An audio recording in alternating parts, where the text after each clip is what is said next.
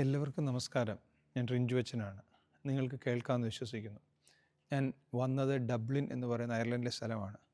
പക്ഷേ എനിക്ക് കിട്ടിയ നിർദ്ദേശമനുസരിച്ച് അവിടുന്ന് നല്ല ദൂരം യാത്ര ചെയ്ത് അറ്റ്ലാന്റിക് ഓഷ്യൻ്റെ സമീപത്തുള്ള ഒരു സ്ഥലത്ത്, നോക്ക് എന്ന് പറയുന്ന ഒരു സ്ഥലത്ത് വന്നാണ് ഈ പള്ളി കാണാൻ വേണ്ടി.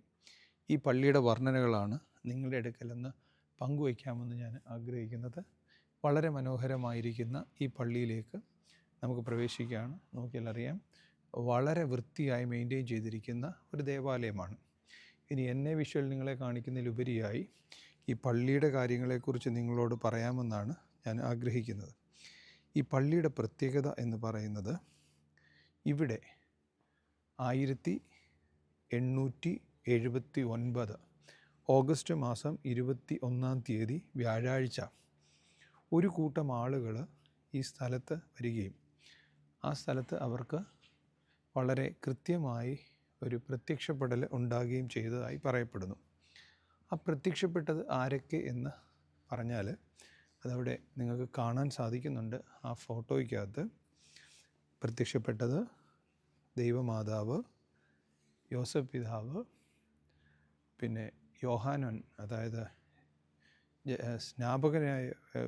സുവിശേഷകനായ യോഹന്നാൻ, സെൻറ്റ് ജോൺ ദ ഇവാഞ്ചലിസ്റ്റ്, ഒരു കുഞ്ഞാട്, ഒരു കുരിശ്, ഒരു ആൾത്തർ, അതിന് ചുറ്റും മാലാഹമാരുടെ വൃന്ദവുമാണ് കണ്ടത്.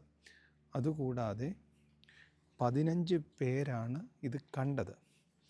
കത്തോലിക്ക സഭ ഇതുമായി ബന്ധപ്പെട്ട് ഒരു ഒഫീഷ്യൽ കമ്മീഷനെ വെച്ചു എൻക്വയറി ചെയ്യാൻ വേണ്ടി. ആ എൻക്വയറി നടത്തിയത് 1879 ഒന്നാമത്തെ കമ്മീഷൻ വെച്ചു. രണ്ടാമത്തെ കമ്മീഷൻ 1936 വെച്ചു. ഈ 2 കമ്മീഷനും നടത്തിയ പഠനത്തിൽ ഇത് ശരിയായ ഒരു വിറ്റ്നസിങ് ആണ് എന്ന് അവർ അഭിപ്രായപ്പെടുകയും തന്മൂലം ഇതിനെ വളരെ കൃത്യമായൊരു അംഗീകാരം ലഭിക്കുകയും ചെയ്തു.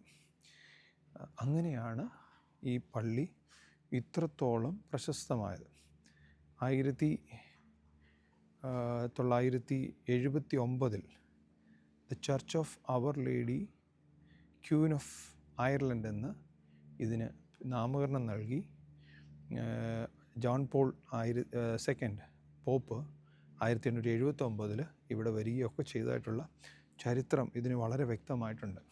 ഇപ്പം നിങ്ങൾ ആദ്യം കണ്ടത്, ഞാൻ നിൽക്കുന്നതിൻ്റെ ബാക്കിൽ ഒരു വലിയ പടം കണ്ടു. അതൊരു പടം വരച്ചതല്ല, മറിച്ച് അത് ഗ്ലാസ് വർക്കാണ്. ഇപ്പം നിങ്ങൾക്ക് കാണാൻ കഴിയുന്നുണ്ട്, ആ ഗ്ലാസ് വർക്ക് കാണാൻ സാധിക്കുന്നുണ്ട്. ആ ഗ്ലാസ് വർക്കിൻ്റെ പ്രത്യേകത നിങ്ങൾക്ക് തോന്നുമ്പം ഒരു പടം പോലെ തോന്നിയെങ്കിലും അതൊരു ഗ്ലാസ് വർക്കാണ്. ഏകദേശം 1.5 million pieces of glass and marbles ആണ് അതിനു വേണ്ടി ഉപയോഗിച്ചിരിക്കുന്നത്. 1879 ഈ അപ്രീസിയേഷന്, അതായത് അല്ലെങ്കിൽ ദൈവമാതാവിൻ്റെ പ്രത്യക്ഷപ്പെടലിനെ അവിടെ വരച്ചേക്കുന്നത് ഇങ്ങനെയാണ്. 1.5 million of individual piece of glass and marbles ആണ് അതിന് ഉപയോഗിച്ചത്.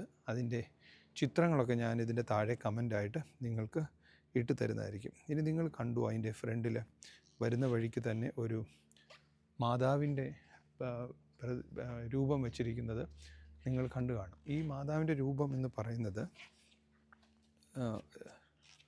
വളരെ പ്രസിദ്ധമായ ഒരു സംഭവം തന്നെയാണ്. The pilgrim statue of our lady of Knock എന്ന് പറയുന്നതാണ് ആ സ്റ്റാച്യു. 140-ാം വാർഷികവുമായി ബന്ധപ്പെട്ട് പോപ്പ് നൽകിയ, ഇറ്റലിയിൽ നിന്ന് കൊടുത്തുവിട്ട ഒരു സ്റ്റാച്യു ആണത്, പിൽഗ്രിം സ്റ്റാച്യു ആണത്. അത് വളരെയേറെ പ്രകീർത്തിക്കപ്പെടുന്നതാണ്. ഇവിടെ നിരവധി ആളുകളാണ് ഒരേ സമയത്ത് വരുന്നത്, പ്രാർത്ഥിക്കുന്നത്. ഇപ്പം ഞാനിപ്പോൾ വന്നിരിക്കുന്ന ഏകദേശം ഒരു ഉച്ച സമയമാണ്, അതുകൊണ്ടാണ് ഒരുപാട് ആളുകളില്ലാത്തത്. പക്ഷേ ഇതെല്ലാം ഇതിനുവേണ്ടി ഇത്രയും കസേരകളൊക്കെ അറേഞ്ച് ചെയ്തേക്കുന്നത് നിങ്ങൾക്ക് കാണാനായിട്ട് സാധിക്കും. എന്ത് വൃത്തിയായിട്ട് മെയിൻറ്റെയിൻ ചെയ്തിരിക്കുന്നു. എന്നോട് പറഞ്ഞത് ഇത് ഓർത്തഡോക്സുകാർ തന്നെയാണ്, അച്ഛൻ ഇവിടെ ഒന്ന് വന്ന് കണ്ടിരുന്നത് നല്ലതായിരുന്നു എന്ന്.